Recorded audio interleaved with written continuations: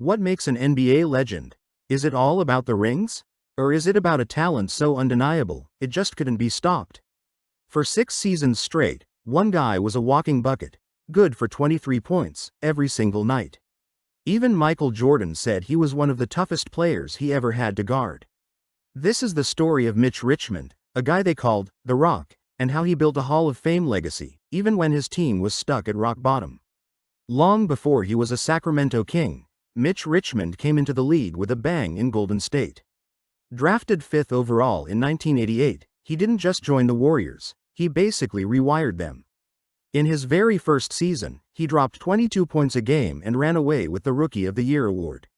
The dude was a machine from day one, and having an off night was just not in his vocabulary. He linked up with Tim Hardaway and Chris Mullin to create one of the most electric trios the league has ever seen, Run TMC. With coach Don Nelson at the helm, they played a wild, high-octane brand of basketball that was pure chaos for other teams. Richmond was the muscle of the group, a guard built like a linebacker who could drain it from deep or post you up and punish you. That's how he got the nickname, The Rock. For 2 glorious seasons, Run TMC was appointment television. But then, in a trade that still makes you scratch your head, the Warriors sent him packing to the Sacramento Kings. In Sacramento, Richmond instantly became the franchise's first real superstar. But this is where the main struggle of his career really took shape.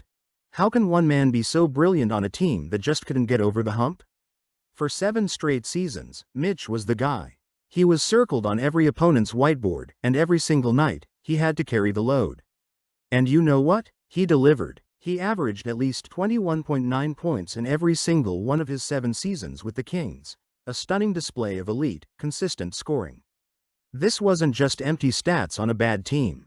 He was named an All-Star 6 times, earning all of those nods while playing in Sacramento, a rare honor for a guy on a team that wasn't making headlines.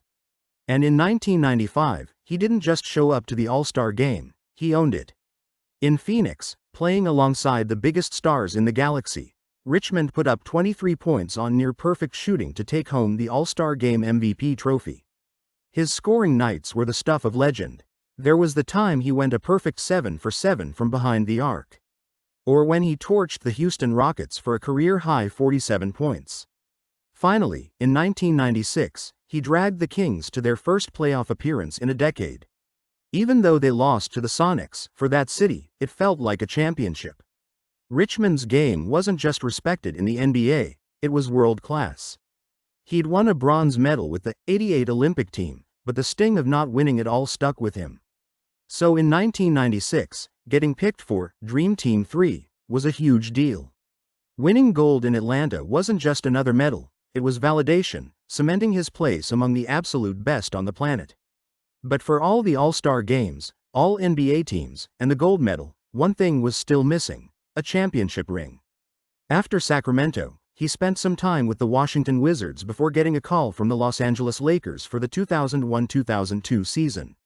His role had changed. He wasn't the star anymore, he was a veteran voice on a team run by Shaq and Kobe. And though he didn't play much, his career ended in the most poetic way possible. In the final minute of the 2002 NBA Finals, with the title all locked up, Mitch Richmond scored a bucket and was on the floor as the clock hit 0 on a Lakers championship. The ultimate competitor had finally reached the top of the mountain. Mitch Richmond's career is a masterclass in perseverance, a story of elite talent that simply refused to be ignored. It really makes you think about what greatness is.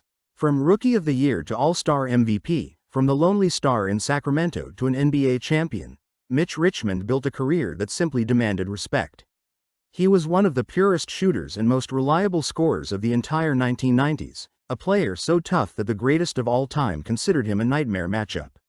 In 2014, it all became official when he was inducted into the Naismith Memorial Basketball Hall of Fame. He might just be one of the most underrated superstars of his generation, but for anyone who watched him play, there was never any doubt. Mitch, The Rock, Richmond was, and is, a flat-out legend. So I gotta ask you, what are your favorite Rock moments? And where do you rank him among the all-time great shooting guards? If he'd played on a contender in his prime, where would he be in that conversation? Drop your thoughts in the comments section below, and don't forget to subscribe, like and share this video. and click on the notification bell. And don't forget to click on the playlist above to watch more NBA Hall of Famers of his era. Thanks for watching.